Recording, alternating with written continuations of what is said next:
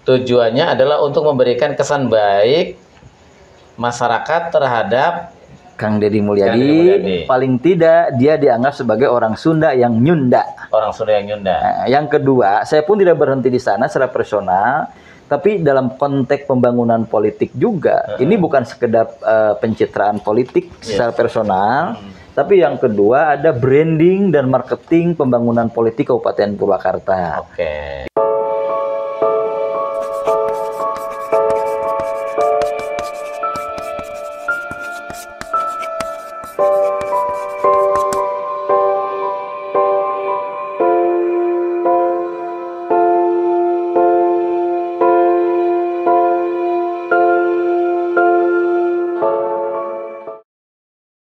Assalamualaikum warahmatullahi wabarakatuh. Sampurasun. Selamat malam semuanya. Ini habis maghrib malam minggu dan habis turun hujan gede banget. Kita malam ini kedatangan ini teman saya yang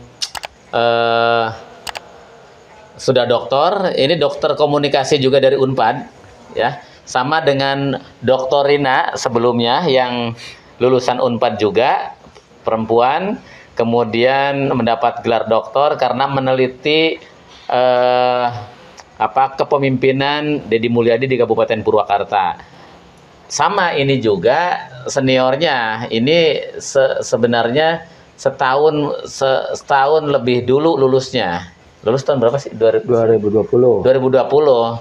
Nah, ini juga sama, lulusan Unpad, doktor Unpad, jurusan komunikasi, satu prodi dengan Dr. Rina, dan kebetulan melakukan penelitian disertasi yang sama terhadap Kang Deddy Mulyadi. Ini Dr. Asep Gunawan, biasa sering kita sebut Asgun, gitu. Beliau sekarang itu doktor yang ngajar di Universitas Ibnu Khaldun Bogor. Bogor ya? Bogor. Kota Bogor. Kota Bogor. Ini baru pulang dari Bogor kemarin dan barusan baru pulang ngisi pengajian karena ini ustadz juga. Doktor ustadz. Jadi lengkap lah sebenarnya ya. Sempurna ilmunya, dari keilmuannya sempurna, lebih sempurna dari saya.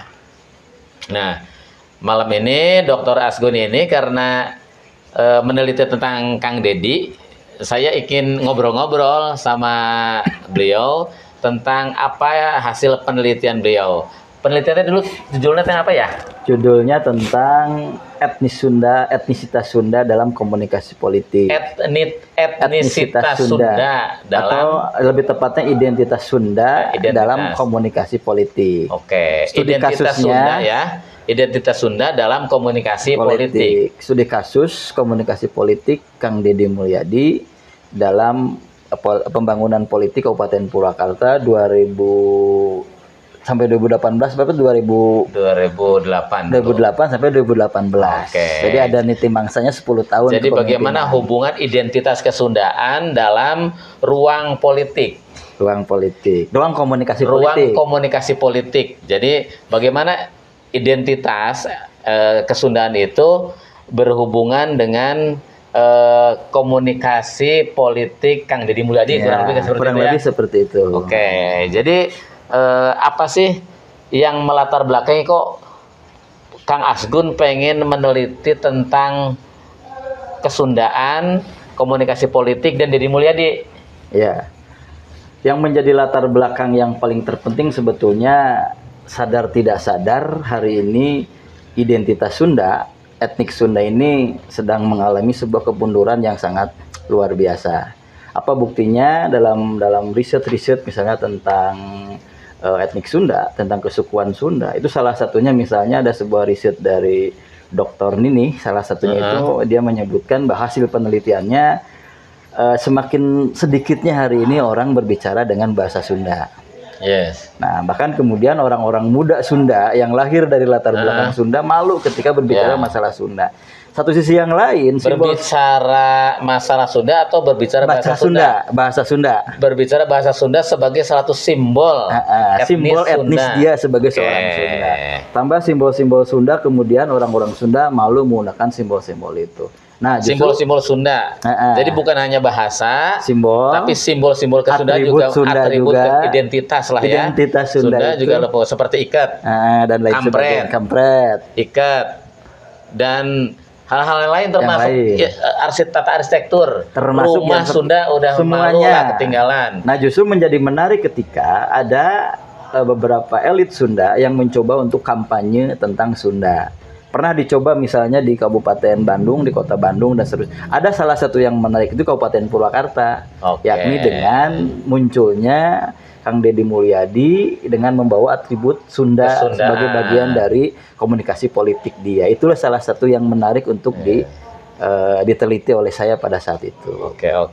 Jadi yang membuat tertarik itu karena Deddy Mulyadi itu tampil menjadi pemimpin di Purwakarta. Ya. Kemudian kok Deddy Mulyadi ini membawa identitas kesundaan. Betul. Kurang lebih seperti itu ya. Ya. Sehingga apakah ini marketable atau enggak begitu? Ya, seperti Apakah itu kurang ini lebih. dari sisi komunikasi politik ini positif atau negatif gitu Betul. ya? Kurang lebih seperti Gitu ya. itu. Karena kan gini, kan dalam sektor apapun bukan hanya suku ya, kan agama begitu, suku begitu, politik identitas itu ya, namanya. politik identitas itu kan memang ada gitu, dan memang itu menjadi salah satu menjadi salah satu bagian yang tidak dipisahkan, bagian yang tidak dalam bisa kehidupan dipisahkan dari kehidupan berpolitik. Betul. Dimanapun, bukan hanya di Indonesia. Oke. Oke, itu jadi yang menariknya itu Karena ketika itu. berani menggunakan atribut identitas Sunda dalam model komunikasi politiknya. Itu Di zaman seperti zaman sekarang hari ini. Karena orang itu biasanya lebih banyak menggunakan identitas keagamaan identitas untuk keagamaan. berpolitik. Betul nggak? Betul, identitas keagamaan, identitas yang lain, identitas nasionalisme Iya, dan lain iya. sebagainya. Iya, Tapi iya. ini muncul dengan Kebanyakan identitas keagamaan. Betul. Atau identitas kebangsaan kebangsaan. menjadi komunikasi politik mereka. Tapi ini Kang Deddy menggunakan identitas kesundaan. Betul. Dan ini menarik Kang Asgun untuk Nah, meneliti iya, gitu ya. betul. Kurang lebih seperti itulah. Jadi latar terus belakang yang penting. diteliti apa aja? Yang pertama, yang menarik itu kan pertama tentang konstruksi konsep Sunda itu sendiri. Sebab bagaimanapun ketika konsep Sunda yang dibawa oleh Kang Deddy. Sebab yang saya baca berkaitan dengan literatur tentang etnik Sunda, paling tidak kan akan terbentur antara Sunda Buhun, istilahnya itu ya. Oke. Sunda yang terdahulu dengan keunikan tersendiri, Sunda identitas Buhun. sendiri. Yang kedua ketika Sunda sudah terpengaruh oleh budaya Hindu, Sunda Buhun. Sunda Hindu lah kita Native menyebutnya. yang native. Yang Sunda Buhun itu yang Sunda native dulu. Sunda asli, Yang Sunda native awal, itu ya. Sunda Yang awal, asli lah ya. Sunda Buhun itu yang asli, Sunda Buhun itu Sunda yang belum terpengaruh oleh apapun. apapun. Yang kedua, native itu. kemudian yang kedua ketika Hindu datang, agama Hindu datang, pengaruhnya oke, kuat pada oke, Sunda. pada Sunda. Yang ketiga ketika Islam datang, itu pun berpengaruh sangat Berpengaruh. kuat. Ini yang pertama tentang konstruksi yang mana. Konstruksi kesundaan. Yang kedua, Jadi yang diteliti itu konstruksi kesundaan mana yang dibawa oleh Deddy Mulyadi. bukan mana konstruksi Sundaan seperti apa yang iya, oke, dijadikan bangunan konstruksi konsep Sunda Kang Deddy Mulyadi. Kurang Jadi- lebih begitu Jadi yang pertanyaan diteliti pentingnya. itu konstruksi kesundaan apakah native atau Hindu atau yang Islam. Saya tidak berbicara itu. Yang enggak. penting-penting seperti apa? Konstruksi Di seperti apa tengah yang realitas Sunda itu ada tiga hal yang tadi Oke. itu begitu intinya. di tengah realitas konstruksi kesundaan gitu ya. Mana yang di Mana? apakah sintesa di antara Apa sintesis dari ketiganya? atau lebih kepada yang Buhun, tengah atau atau yang keislaman. keislaman. Itu seperti Oke. itu. Itu awal. Itu yang diteliti salah satunya itu. Salah satunya itu. Oke, terus hasilnya gimana itu yang menurut ternyata kurang lebih sama dengan tokoh-tokoh Kesundaan yang lain.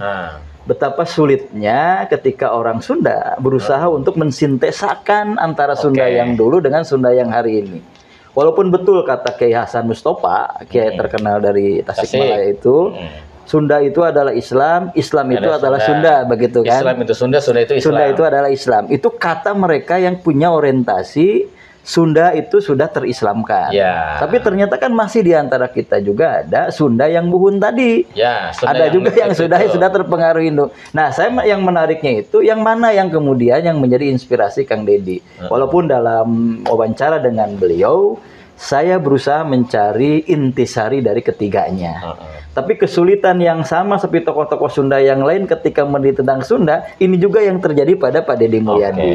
Ketika misalnya berusaha menyimpulkan, membuat atribut-atribut, simbol kesundaan yang dia buat di Kabupaten Purwakarta, orang banyak mempersepsikan itu Sunda Buhun, gitu kan. Oh, itu sudah Hindu. Apalagi sudah ketika berkolaborasi dengan Pulau Bali itu yang dengan Bali. Ya, itu luar biasa sekali.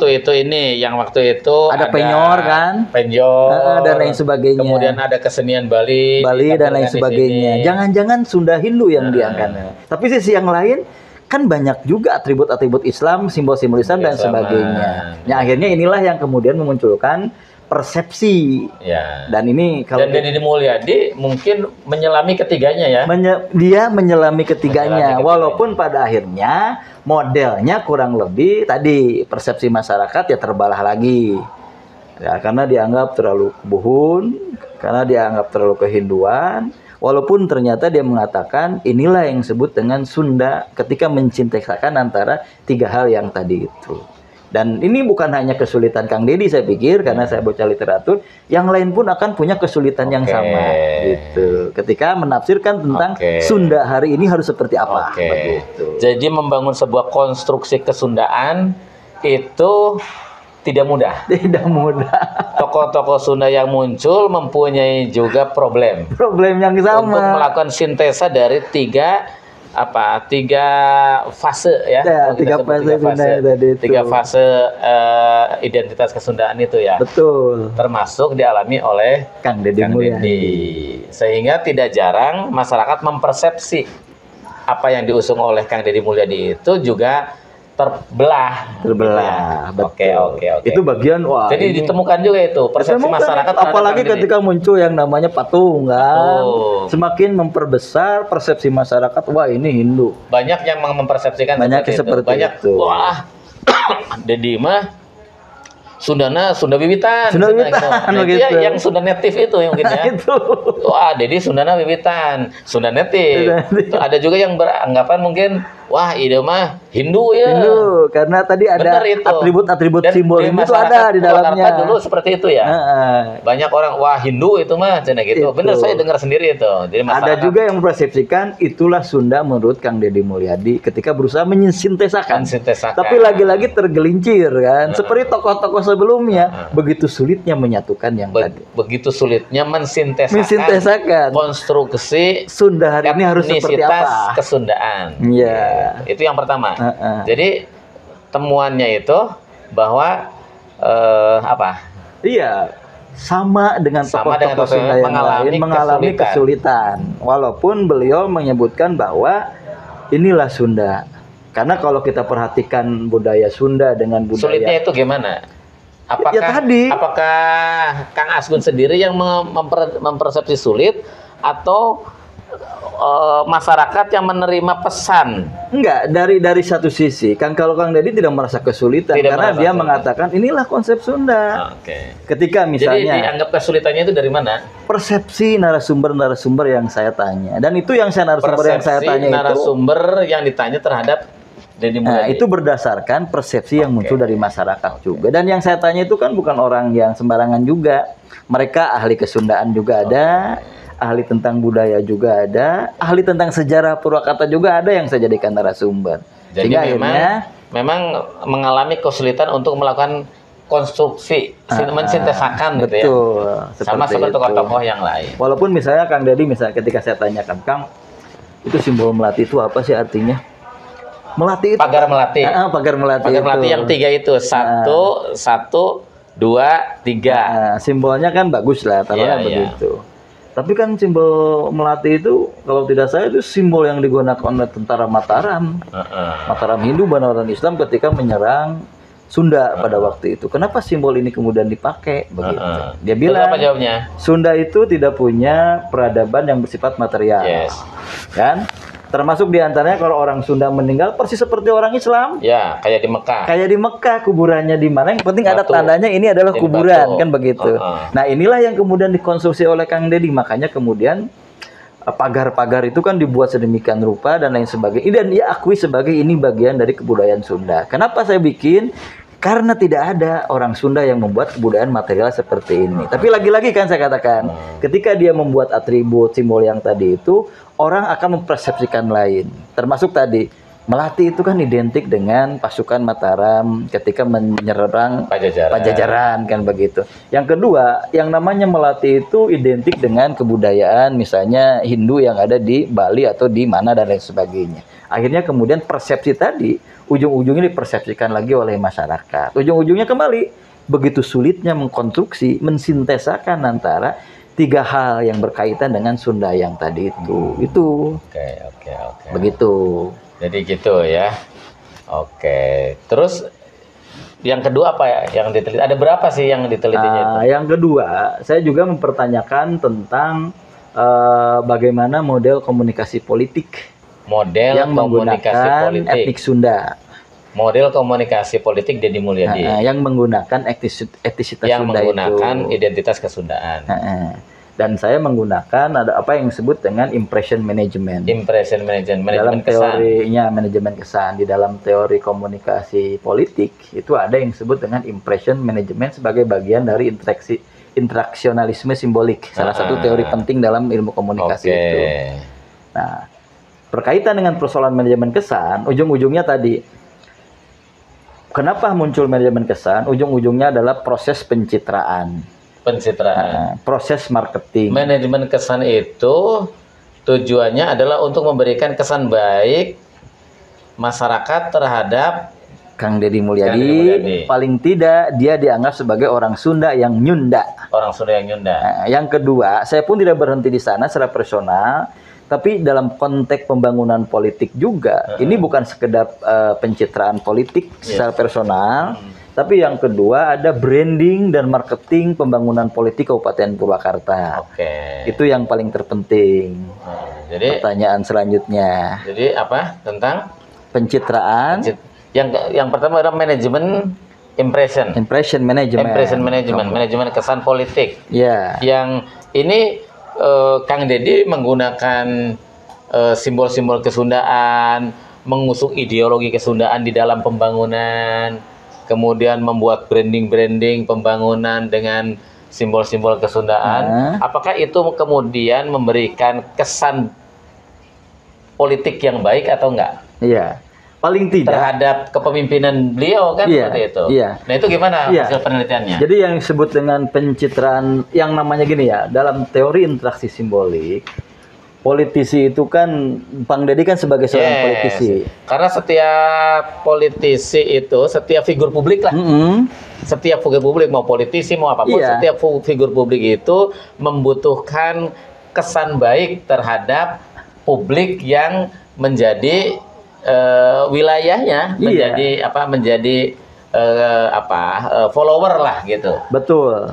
Jadi makanya salah tadi yang namanya politisi, yang namanya pejabat publik, maka gerak apapun yang dia ucapkan, yang dia katakan dan lain sebagainya dalam interaksi simbolik pasti berhubungan dengan persoalan kepentingan politik. Itu teori awalnya begitu ya. Asumsi awalnya begitu. Sehingga ketika Kang Deddy menggunakan atribut dan simbol etnisitas Sunda, maka tidak lebih itu sebagai simbol atribut yang digunakan atau dalam bahasa ilmiah itu manipulating, yang dimanipulasi oleh Kang Deddy Mulyadi untuk pencitraan ke politik dia begitu. Ngomong-ngomong pencitraan nih, kalau yang namanya pencitraan itu sah nggak sih di dalam dunia politik? Iya, yang namanya membuat kesan baik itu kan harus. Pencitraan itu, apa sih pencitraan itu sebenarnya? Membuat kesan kita itu menjadi baik di mata orang yang melihat. Cuman persoalannya gini. Pencitraan itu membuat kesan baik di mata orang yang melihatnya terhadap kita. Itu pencitraan. Itu pencitraan. Oke. Apakah nanti kesannya negatif atau positif, Positif. itu akan tergantung dari apakah proses pencitraan tadi itu alamiah, natural, dan nanti sesuai dengan apa yang ekspektasi masyarakat, itu nggak jadi masalah. Oke. Karena hari ini politik tanpa pencitraan nggak ada. Kita masang spanduk itu kan pencitraan, Om. Oke. Kita masang hal-hal yang berkaitan dengan diri kita itu pencitraan.